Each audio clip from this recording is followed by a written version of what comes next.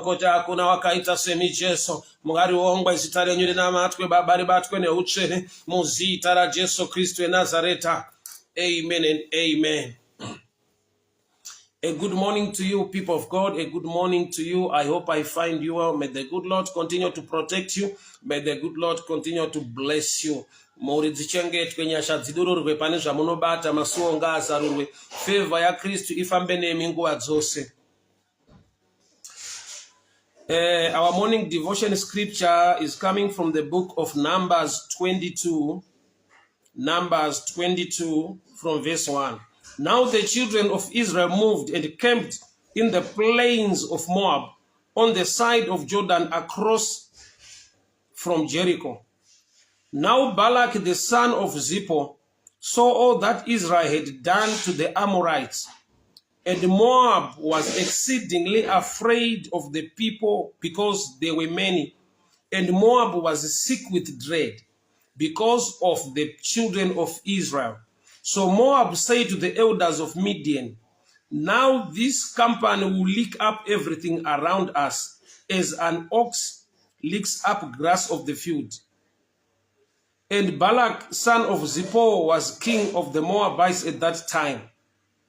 Then he sent messengers to Balaam, the son of Beor, at Pethor, which is near the river, in the land of the sons of his people, to call him, saying, look, a people has come from Egypt. See, they cover the face of the earth and are settling next to me. Therefore, please come to me once, curse these people for me, for they are mighty for me. Perhaps I may be able to defeat them, drive them out of the land. For I know that whom you bless is blessed, and whom you curse is cursed. Mwari vakudzwe nekuda kweshoko ravo. Nyaya ndaverenga pano ndeya Balak aiva mambo kuMoab. Akaanalyza, akaongorora kuona kuti vana veIsraeri vari kufamba nenyasha dzaMwari pese pavari kusvika vari kukunda. So iye nekuona uwandu hwavo uye nekuona zviri kuitwa naMwari pavari kufamba naMwari, he was afraid. Ndokubva ati aiwa varume spoke to the elders, toda kuti titume vanhu vanondotora Balaam so that he can come and curse these people, kuti ndigone kuwana a platform to defeat them.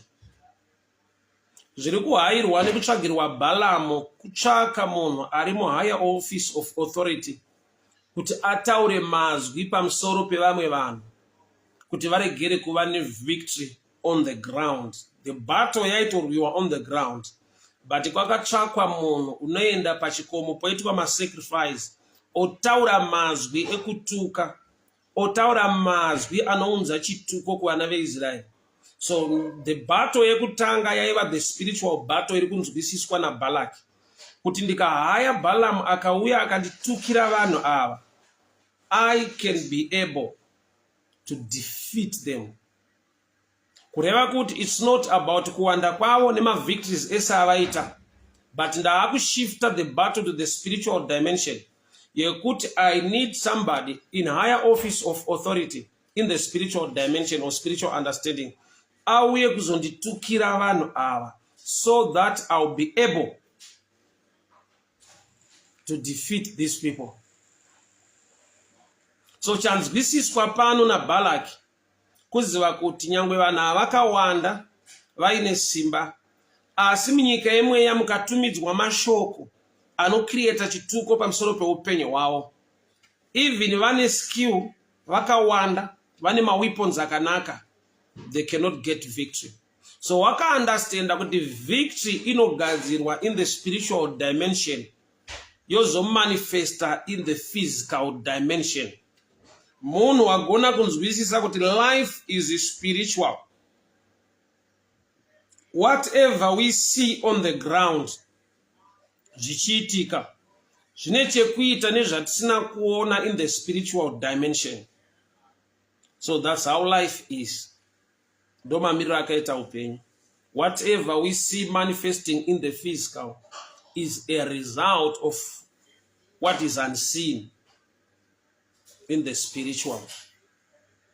So wakati, let us hire a man who can speak. Iye agonere kutaura, anogona kutaura, but he respecting the office, the grace. Dzine murume unonzi Balaam. He was a king, and Balaam is not a king. But Balak uri kurespecta Balaam nekuda kwe office, spiritual dimension, kuoperata kunoitwa na Balaam. So Balak, the king of Moab, nyangwa achigona kutaura mazwi, nyangwa aine army. But arikuti, one thing I've learned to understand when we are fighting these kind of people, panofanirwa kunge pane mashoko ataurwa in the spiritual atmosphere create a victory kuti manifest in the physical. If I take you back a little bit, uchaona kuti vana veIsraeri vabuda muEgypt, vane time yavakarwiswa paRefidim nemaAmalekites. Mwari ndokubva vapa Moses a strategy yekuti Joshua unorwa nemaAmalekites on the ground, but Moses unozviseparata from that army, woenda pachikomo chaanonosumudza tsvimbo munondo waJehovha wevictory. And the Bible richiti Moses akaneta akadzikisa ruoko pasi, Israel yaikundwa. Zvoreva kuti results ari kudeterminwa from the spiritual perspective. Results ari kubva from the spiritual dimension. Kuti kunyika imweya kuri kuitikei zvinokonzera manifestation kunyika yenyama. So Balak is not a believer. Balak is not part of Israel. But this strategy yakaitwa mukempi yeIsrael, Joshua akakunda. So Balak ari kutipa a picture yekuti he knows these things, and he wants to use this strategy yakamboshandiswa futi naIsrael kumashure. I want to show something very strange here. Balak as part of the Israel iri kuuya kubva. Vari kutouya kuti vapfuure nepana Balak. But strategy yakashandiswa paRefidim against the Amalekites, Joshua akakunda, is the same strategy inoda kushandiswa naBalak paari kuhaya Balaam to speak words to curse the people of Israel. So wakaipa is a photocopy. Wakaipa unokopa ma strategies nema systems eku kingdom ya Mwari to use against the people of God. So uchaona kuti neimwe nguva the church of the people of God, we ignore the principles and the strategies zemu kingdom. Atidi kuita izvozvo. But even ukashifta kuenda to the kingdom of darkness, there are also principles you need to follow. Aungoti nokuti uriwo kwa Satan, things will begin to happen. Uriko kune zvinoitwa ikoko zvekuti ukasaita kune zvisingakuitire uri ikoko. The same neku kingdom kwa Jehovah. You can be a believer, a church person, but if you don't operate with the principles of the kingdom, unozvinyima the privilege to walk in victory.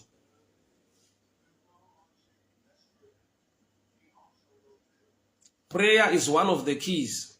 Kingdom ya Jehovah ine ma keys akawanda. Jesu not kuna Peter, I give you the keys of the kingdom. Wherever there are different doors, different channels, noda ku openwa. Vamwe baba waya ni mwana wao, Jesu aporisa mwana wao, Jesu anobataura achiti zverudzi uru. Zvinoda kunyengetera nekutsanya kushinji zverudzi uru. Kurati kune zvemarudzi nemarudzi. Ende zvinodiwa pane chimwe nechimwe zviri different. So you need a revelation. You need to understand the right principle to apply in a certain challenge for you to have victory. So pano ndiri kuona kuti Balak, although he's not a believer, is not part of Israel, but uri kuandastanda kuti kuchikomo kunofanirwa kunge kuine munhu anokonzera victory inoitika on the ground. Thank God Mwari vakatipa Jesu wakaenda pachikomo cheCalvary. Iye anoti zvapera. Iye unotaura kukunda concerning our lives. So we need to guarantee a victory because of the blood that was shed at Calvary. So Balak uri kuti endai munondishedzera Balaam. Unosvika paano sacrifice to pay this man.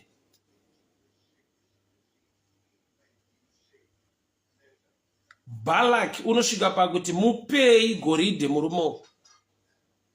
Tsvagai chipo chekumupa.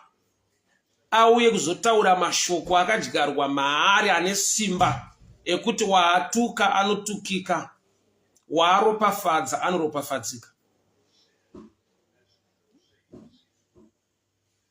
Balak, a non-believer, unorespecta nekuunderstanda kuti pane grace, pane gift, panoda kuappreciatwa kuti gift ikushandire. Remember kuti haasi Balaam akati uyai negoridhe kwandiri, asi kuti a non-believer uri kugona kuappreciata pane nyasha dzaanoda kuti dzishande muupenyu hwake. Tikadzoka kubhuku ya 2 Kings chapter 5 uchaona kuti Gehazi zvakaita kuti atakure chituko, wakandotora zvipo asiriye the prophet ane the grace, but he was just serving under the prophet. But paakatera kutotora zvipo wakatora case.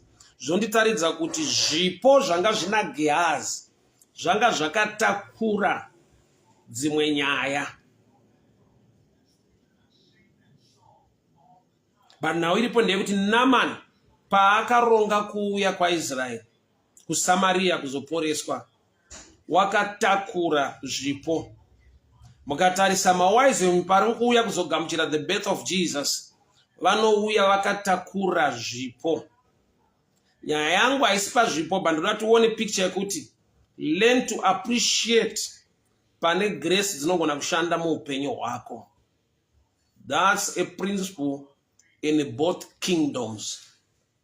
Ukaramba uchitaiwa vanoda kuti tsotsa kwaMwari akuite, if you go to the devil mazuva ataimbo vako une zvaunotoita kuappreciata nyangwe nen'anga dzacho, uchitoziva kuti n'anga inosvikirwa zviri kuitika haasiriye, pane zvinosvika paari, anopresa a demand.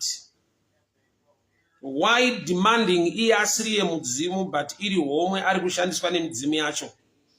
Those are the laws and the principles ari mu spiritual dimension.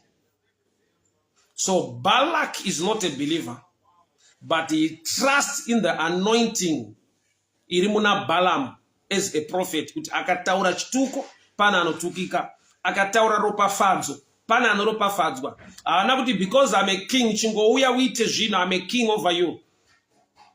He sent people even with gold.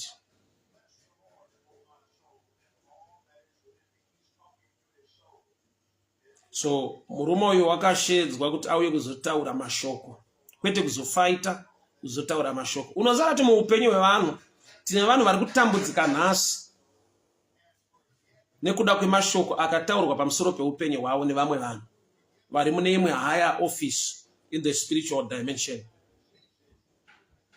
Whether the kingdom of light or the kingdom of darkness, kune vanhu variko both sides, vari nemaranks spiritually, ekuti vanoti vakataura zvinhu pane zvazvinokonzera mu spiritual atmosphere uye zvinomanifesta in the physical. I'll give you an example. Munhu onje akangokuti ramangwana urioni, unogona kuita naro naye kuti zvina nebasa rese ndiwani iwewe, but ukanzwa kuti wawanetsana naye munhu anobata-bata, kana kuti in'anga, kana kuti muroyi, akataura mazwi iwayo, unosvika paunonzwa fear in you, kana kuda kunegotiate naye kuti pakanganisika sekuru musazodaro nekudii. Why? Because une imwe understanding yekuti mazwi hongu, but ari kuataura ndo pane nyaya. So Balaam ari kuhaiwa nekuda kweofisi yaari, zvinotozivikanwa naBalaam kuti waunenge watuka anotukika, waunenge waropafadza anoropafadzika. Saka uya unditukire vanhu ava, so that I can be able to fight them. So the fight haisi mukutuka, but kutuka kuno create a weakness mu army ikwa Israel kana yatukika. Chokadi chiri kwa hama yangu ndeye kuti muupenyu kune vanotuka ende kune vanotukika, but kune vanogona kurivesa zvituko vakapiwa kuzodza naMwari to cancel every negative voice speaking against your business, every negative voice speaking against your career. I stand as an apostle of Jehovah. I stand as an evangelist. I decree and I declare. Nekuda kwa Mwari wakandidana wakandituma nezwi muupenyu hwevanakomana nevanasikana vevanhu. Kune vanotenda ngavagamuchire kudzikinurwa. I reverse mazwi anobva kumusha kwako ari negative. I reverse mazwi akataurwa nehama nyangwe neshamwari nyangwe nevavengi against your life. I reverse those words in the mighty name of Jesus. Ndinotaura kuti pfungwa yaMwari pamusoro peupenyu hwako. You are wonderfully and fearfully made. Nyasha dzashe ngadzidururwe muupenyu hwako. Favor ngaibatike, upenyu ngauyendeke. Lanoti uriwe pasi ndinotaura kuti uriwe pamusoro. Lanoti uri muswe ndinoti uri musoro. Vanoti uriwe kudzikisirwa ndinoti uriwe kusimudzirwa. Lanota una kwaunoenda naJesu unoenda kure. Lanota una zvauchaachievha muupenyu ndinoti Mwari ngavakupe nyasha. Paulo noti I can do all things through Christ Jesus who strengthens me. Can you do greater and many things through Christ Jesus whom you believe and trust? People of God, hear me very well. Kune murume akadanwa kunzi atuke vanhu. Akatobhadharirwa nyaya iyo kunzi yaunditukirewo vanhu. Sei mambo vari kubhadhara munhu kuti angotaura mazwi. Vari kuunderstand the impact yemazwi ake kuti haasi mazwi bedzi asi kuti ano create a victory on the ground. So imwe danger yatinogona kutadza kunzwisisa ndeyekuti pane munhu paanowana victory mune zvaari kuita ofungidzira kuti iskill, iability, kungwara, maconnections, yeti pamusoro pezvaari kuita kune mazwi akataurwa ane a creative ability yekuunza zvakanaka ari pamusoro peupenyu hwake. Don't forget mazwi anotaurwa akakunakira pamusoro peupenyu hwako kana zvinhu zvako zvafamba zvakanaka. Learn to appreciate and thank God for his messenger. Why? Nekuda kwekuti kune mazwi akataurwa against anoda kuti ariveswe muupenyu hwako. So ndinotenda Mwari nekuda kwenyasha kuti unodana vanhu vake ovazodza, ovapa simba rekutaura mazwi anorivesa mutauro wese wakadyarwa paupenyu hwomwanasikana nemwanakomana wemunhu. Mazwi anoti hauwanikwi ndinoarivhesa iko zvino nezita raJesu Kristu weNazareta wanikwa. Mazwi anoti haubudirire mune zvaunobata ndinoarivhesa iko zvino nezita raJesu Kristu weNazareta ngazviendeke zvaunobata. Mazwi anoti haubudirire pazvidzidzo zvako ndinoarivhesa iko zvino. Mwari ngavakupe njere, Mwari ngavakupe kupasa. Mazwi akataurwa pamusoro peupenyu hwako ndinomira semuranda waJehovha. I reverse that statement now in the mighty name of Jesus Christ of Nazareth. Kune mazwi akataurwa akabata muupenyu hwako zvaunotoona kuti you work so hard, but unongoshama kuti nyange washanda nesimba hapana chiri kuendeka, hapana chiri kubatika. Pamwe pacho unotozoona kuti wakangwara, une wisdom, une uchenjeri, but hauna any benefit, any blessing yauri kusangana nayo mukungwara kwese nemaconnections ose. Izvozvo zvega ngazvikupe kunyumwa nekuziva kuti pamusoro peupenyu hwangu kune mazwi akataurwa. Akataurwa usipo, uri unaware. Sezvakaitwa kuti Balaam unohaiwa naBalaki oendeswa pachikomo. Israel was not aware kuti pane zviri kuitwa against isusu. Thank God kuti Israel haina kugona kutukika. But dai yanga isiri Israel, yaitukika woshama kuti neskill yese nekugona kufaita kwese sei tisiri kuwana victory. Wakaipa pane paano kufaita usiri away. Wakaipa pane paano da kurwa newe. Kwete nokuti une zvawakaipa zvawamuitira, but ane mweya weshaisano kana godo kana kusadawo kuona chakanaka chiri mauri. So there are times munhu anoti I'm a good person. I don't think somebody will want to fight me because andirwe nemunhu andinetsane nevanhu. Iyo yekungoti zvinhu zvako zviri right. Iyo yekungotiwo zvinhu zvako zviri right, yekuti kuchikoro uri kugona. Iyo yekutoti vana vako vari kugona kuchikoro, yekuti vana vako vari kukura, yekuti mwana wako akarorwa, yekuti mwana wako akashata, yekuti une basa rawabata raendeka. Iyoyo inogona kuita kuti Balak anzwe kuti you are a threat, we need to fight you. Israel haisi kufaitirwa kuti ine zvayataura zvayaita against Moab or against Amalekites. As Bible wrote, when they came to Rephidim, the Amalekites came to fight Israel. Pawarushika close to Moab, Balak unoti we need to fight these people. So also kuruisirwa chakaipa chawakaita, urikuruisirwa zvakanaka zvirikuitika muupenyu wako. Iyo yekungoti muupenyu wako mune zvakanaka zvirikuitika, inoita kuti uvengerwe iyoyo. Nokuti there are times yekuti unoshaya kuti saka vanenge vachindivengerei, ndavatadzirei, ndaitei kwavari. Yekuti hauna chawaita kwavari, but nokuti pane zvakanaka zvinoitika kwauri. Kune madhimoni anonzwa kuti hazvifanirwa kunge zvichifamba mufambiro wazviri kuita. Whether une wawatuka hauna, une wawavenga hauna. Mukutoita zvakanaka. Do you know kuti kune vanhu vekuti ukavabatsira, from the African side.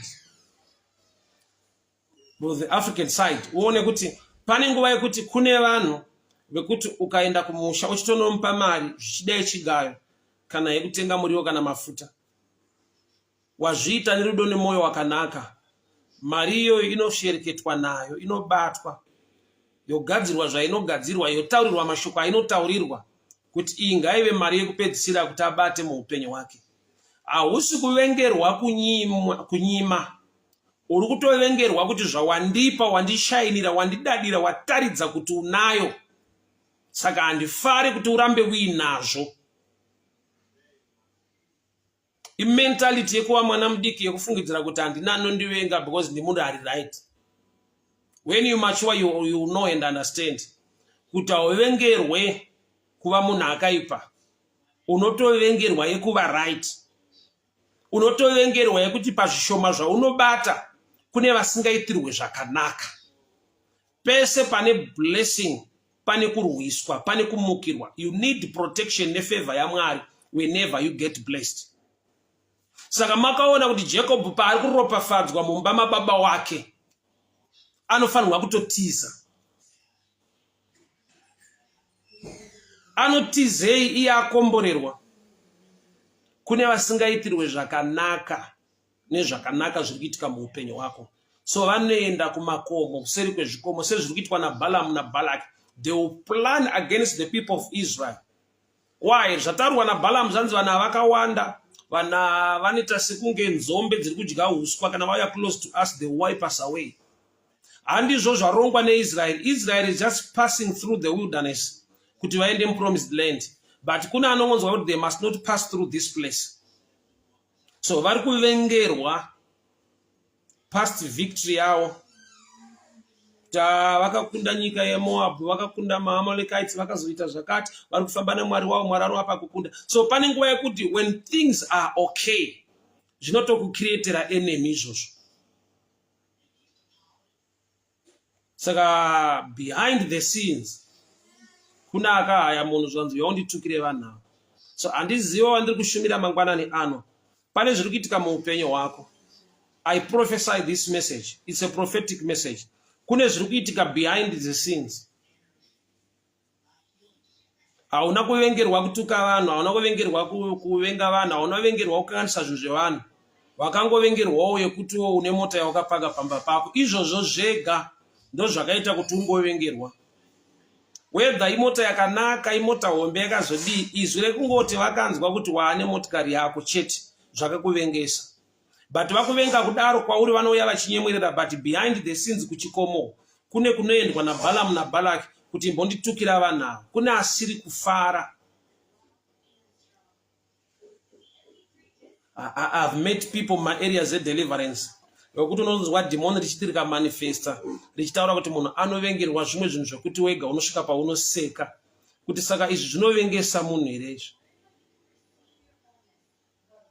Yeungotiwo une mhuri yako hamuna zvizhinji zvamuinazvo, your kids they are okay, life yako yakangoitawo zviri naniwo, izvozvo bedzi zvinongoita kuti munhu anzwe kuti haiwa ndofanira kutokuvengera nyaya iyo. Mainoku, may the good Lord bless you. Joelini Mashaya Mombe. Pastor Jake Chigorimbo, how are you doing? Say, Kwagadiko, Kwamori Munuhasha, may the good Lord bless you. It's been a long time. Thank you so much for tuning in. So, behind the scenes, kune vanhu vanongoenda kuseri vongonoti munhu yandisi kufara naye. Kwete nekuti ukazitarisa, you are somebody who is a good person. You are a helping hand kubva kufamily yekwako. But there are people fighting you. There are people fighting you. Vari kukurwisirei the past victory. Zvanzi vana vakazodai vakawanda, Mwari wavo anovapa kukunda nekubudirira, saka chiuya kuno unditukire vana. But ndinofara kuti havana kutukika nekuti vaifamba naMwari waIsraeri. Mwari waJacob, Mwari wakatendeka, wakafamba nevanhu vake. So ndoda nditaure this statement. That's why I always encourage people kuti chero nguva nyangwe zvinhu zvitange zvakaoma zviri kunetsa, usashayiwe nguva yaunotenda nekurumbidza Mwari. Why? Nokuti kune mabattles, kune misangano inogarwa mune zvimwe zvikomo, but isiri kubudirira. Mwari vachikurwira, but iwe unenge uri unaware yekuti kune program yakatorongwa kuti ndisadarika apa ndadarika, kune program yakatorongwa kuti ndisabate chinhu chidachibata, but nekuti you were not aware unenge uchingoti things are okay, ndofunga handina ma-enemies. Kune ma-enemies ausati waona, ausati waakuziva, ari mushishi, ari busy kuronga against your life, but nokuti hazvisi kubudirira, saka unenge unofungidzira kuti ndofunga hauna ma-enemies. I'll give you this picture. Mufudzi wemakwai wekwaIsraeri aifudza makwai aine mafuta, oil. Oil yaishandei kuva mufudzi ane oil. Oil yaiva yekuti nokuti mufudzi wemakwai aifamba kumberi kwemakwai, aiti akasvika akaona paine mwena, aidurura mafuta pamwena ipapa. Mafuta aidururwa kuti kana muine nyoka mumwena, painoedza kubuda nekuda kweoil nemafuta inotsvedza, haigone kubuda. Saka makwai anogona kufungidzira kuti area iri kufambwa nemakwai haina nyoka, haina chinokuvadza. Gamba inyaya yekuti secretly nyoka yakatodefeatwa neoil. Bible note it is the anointing that breaks every yoke of bondage. So it is the anointing over your life inokonzera kuti zvimwe zvinhu zvisamanifest, but wofungidzira kuti zvinhu izvo zvazviko, gamba zviriko, but kune kuzodza, kune nyasha, kune a covering iri kukonzera kuti zvinhu zviregere kuoneka. So we need to thank God for the oil. The oil is the anointing is the covering, is the grace of God. Liberty Muhamba, may the good Lord bless you. My Jojo Nyautore, may the good Lord bless you. Mwari wagitire nyasha zvikuru, nyasha dzoanzwe zvamunobata zviendeke. Mkoma Manu, how are you doing? So happy to see you, my brother. Congratulations for your wedding. May the good Lord bless you. Thank you so much for tuning in. So there are times yekuti makwai haasi kuziva kuti sei tisiri kurumwa nenyoka. Gamba inauye kuti mufudzi wamuinaye ane mafuta. So danger iripo ndeyekufudzwa nemufudzi asina mafuta. Why? Nokuti akasvika pane mwena anongosvetuka achienda, then nyoka inobuda yoruma makwai. So Mwari havagone kudana munhu vomuita mufudzi vasina kumuzodza.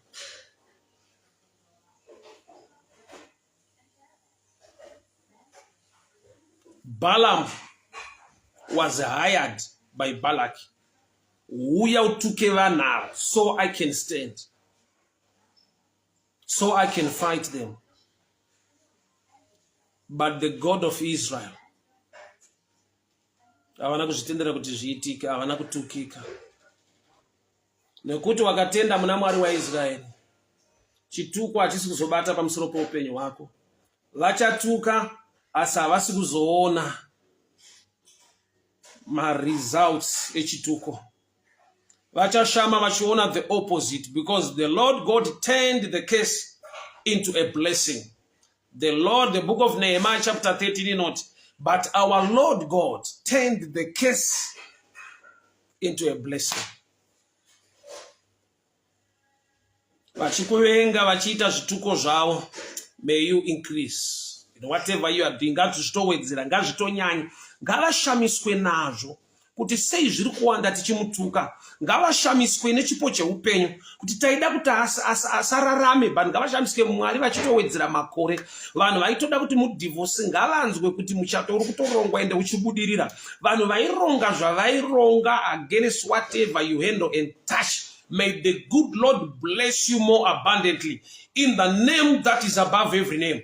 In the mighty name of Jesus. Nyasha ngadziwedzerwe, favor ngaidururwe, zvaunobata ngazviendeke. Vanoronga zvavanoronga na Balaam na Balaki pachikomo, but inotaura simba rechikuru rinobva pachikomo cheCalvary. Chikomo cheCalvary ngachirivhese matare ese anogarwa pazvikomo. Ropa rakaerera paCalvary ngaridefeate ropa rese remhuka nemasacrifice akarongwa newakaipa against your life. Father, in the mighty name of Jesus, I decree and I declare your mercy, your grace, and your favor. Vana venyu nezvinorongwa muzvikomo na Balaam na Balaki vapei kukunda nekubudirira. You are the same yesterday, today, and forever. Shokurat, our Lord God turned the case into a blessing. Vana venyu ngavaropafadzwe, vana venyu ngavakomborerwe. Zvavanoshuvira ngazvidzadzikiswe. Muzita raJesu Kristu eNazareta. Amen and amen. Rache umapako, may the good Lord bless you, may the good Lord favor you. My Jojonya Utore, God bless you.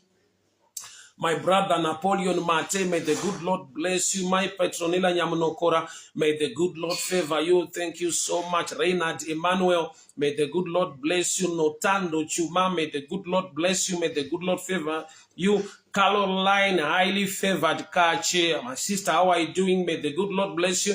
May the good Lord favor you. Maima Makusha, may the good Lord bless you over there in Midobek. Mwari vakitire nyasha zvikuru, nyasha dziwedzerwe, favor idururwa muupenyu hwenyu. Ese matari akagarwa muzvikomo na Balaam na Balaki, they are not going to prevail. May the blood of Jesus speak victory over your business, over your career. Whatever you touch and handle, I cancel every negative voice. Auta yakagadzirwa na Balaam na Balaki pachikomo yakashayiwa simba nekuda kwe auta inonzi Calvary. May Calvary speak favor over your life in the name of Jesus. Pastor Godwin Chirume, how are you doing? Say, God bless you. So happy to see you online. Thank you so much for tuning in. God bless you. So Balaam, why you are kutuka vanhu but haana kubudirira nekuti haugoni kutuka vari muruoko rwaJehovha, haugoni kutuka vakakomborerwa naMwari. Matare akagarwa vakaenda muzvikomo zvinokwana kuita 4 vachiedza kuprofita nekutaura case, but Mwari vachishandura chituko kuti ive ropafadzo. The more they will try to fight you, when the enemy comes like a flood, the Spirit of the Lord will raise a standard. Dai muvengi waiziva kuti kuuya kwaari kuita chikamu chako chiri kuzosimudzwa aigara asina kuuya. But nokuti haazive muregedza auye agone kuona kunyasha nekugona nekunaka kwaMwari pamusoro peupenyu hwako. May the good Lord bless you. May the good Lord favor you. I cancel every negative voice against your life. I cancel every negative voice against your business. Every evil altar being raised against your life, may it catch fire in the mighty name of Jesus. Mudikani Mwari ngavakitire nyasha mangwanani ano. Mwari ngavakitire favor mangwanani ano. Chese chakarongwa matara akagarwa asi kuzobudirira. No weapon fashioned against you will prosper in the mighty name of Jesus. So shogora ndikusire mangwanani ano. Let us continue to thank God and honor him. Why? Nokuti kune mamwe ma battles, kune umwe urongwa unorongwa tiri unaware.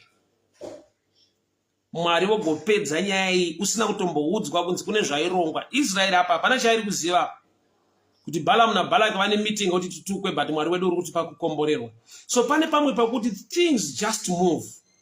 Zvakuti newe unotoshamisika kuti zvinhu zviri kufamba izvi. Sei chirudzi nemaomera zvanga zvakaita. Mwari wedu unoshanda behind the scenes. Kune nyasha nefavor yaanotiitira tiri unaware. Indaifunudza kuti munhu anozonamata kana aziva kuti Mwari anomuda. Gamba munhu anofanira kugara wachinamata nokuti mukuziva nemukusaziva Mwari vagara vane rudo nenyasha noupenyu hwako. Pane nguva Mwari dzavaitirwira kwete nokuti tinonamata asi nokuti kutendeka kwavo. Kune zvinoitika muupenyu kwete nokuti you are prayerful but nekuda kwekuti God is faithful. Kune zvinoitika muupenyu hwako kwete nokuti wakarongeka unogona wakangwara but nokuti his mercy endureth forever. Kabada ya sandere boshiata riba jade mante balando robojiata kulabasai menta kazaga la gianda la katara boshalika basanda. Father, we thank you. Father, we worship you because you are faithful. Nokuti makatendeka, nokuti makarurama. Ndinokutendai Mwari wangu nekuda kwehondo dzamakarwa, dzamunorwa, dzandisina kuziva kana kuona, dzandakahairwa vanhu, dzandakatsvakirwa vavengi vakahairwa kuti varwe neupenyu hwangu vataure zvituko. Mazwi aida kutaurwa Baba neakataurwa pamusoro poupenyu hwangu asina kubudirira, amakagama mukandirwira munyika yemweya. I thank you, Lord, for you are faithful. I thank you, Lord, for you are awesome. I thank you, mighty God. Yaba shata kalanda bosa. Riba jade mante la bojarianda baya bazugada. Mante karando robojiata kila basanda raboshianda. Mente tele boshiata talakoza riada baya sakata. Mante barando robojiada kila basande. Yegedele bojale gabasada kayada. Manto rabia kataraka dere bojale gabasada ya. Mante la boja maliga dianta kula bazuga diata kila basande. Menta baradiata leketele boshiata. Father, I thank you for you are faithful. Father, I thank you for your mercy. I thank you for your grace and your favor. Kune hondo za usina kurwa Mwari dzavakakurwira ende vakasakutaurira ende ukasazviziva. To give you a hint kuti uve neunderstanding yenyu zvandiri kutaura kuti it's real, kuti kune mabattles ekuti Mwari vanotirwira tiri anawe. Pane nguva yekuti you meet somebody who will do something good to you. Okuudza kuti I don't know why I've been moved to bless you this way. I don't know why. Kuti say Mwari vazvisa mandiri kuti ndiite chinhu ichi kwauri. That's a picture yekuti uri unaware. God is speaking to people. So it's also the same. Uri unaware. Mwari vari kuvhara every case, every negative voice kudataura pamusoro poupenyu. Kana vakambosangana nazvo zvokuti somebody from nowhere hauna connection naye, but connection inongoenda kuti Mwari vamutuma into your life. Pane paunoitirwa favor uri unaware. That's a picture yekuti uri unaware. God can speak to people to bless you. So uri unaware, God can defend every case iruda kuuya nekuataka life yako. Every spoken word negative Mwari vanori defend uri unaware. Sa aida kuzokutuka haagoni kuuya kwauri kuti ufunge ndaida kuita zvakati against you bandazongosiya. Aya ivavo vanoita zviri negative vanotuka nekuda kutuka havatauri. Vanhu vanotaura vanhu vanounzwa naMwari muupenyu hwako vachikuitira chakanaka. So that's a picture kuti kana uchizvitenda uchizviona wakambosangana nazvo kuti somebody out of nowhere unongofunga kukuitira chakanaka. Webva kubasa pane paunongoti we have just thought tazongofunga kuti let us elevate you to this position. Zvekuti hazvina kugarirwa pasi, hazvisiwo zvawakatsanyira ukazvirongera. Kana wakasangana neizvozvo, which means this message inofanirwa kuva relevant kwauri kuti even ku negative side vese vaironga chakaipa kwauri havagoni kuuya, but there are times ekuti pane vanogona kuuya kwete nokuti ndo vaironga chakaipa, but nokuti they were part of the people. Vanga vari muchikwata chevanhu vaida kuronga something bad against you, ivo ndokubva vasukuruka kubva muchikwata ichocho ndokuuya kwauri vachiti vanhu vanga vachikurongera zvakati, but ndazviramba. I was part of them, but ndazviramba. Kureva kuti pama-enemies ako Mwari vanoshotora munhu mumwe chete anova kuside kwako, for you to know kuti nyaya Mwari vainzwa and is ready to defend you and to bless you. So my message this morning ndekuti let us thank God all the times. Pasina chandiri kuona zvinongoreva kuti pane zvandaifanirwa kuona zvichida zviri negative zvichiitika, but hapana chandiri kuona. Asi Mwari unoda kutendwa nokuti nyangwe pasina chandiri kuona kuti kuna Balaam naBalaki muzvikomo vari kuronga against my life, iko kufamba kwawo nemararamiro angu neupenyu hwangu nhasi, it's all about his grace.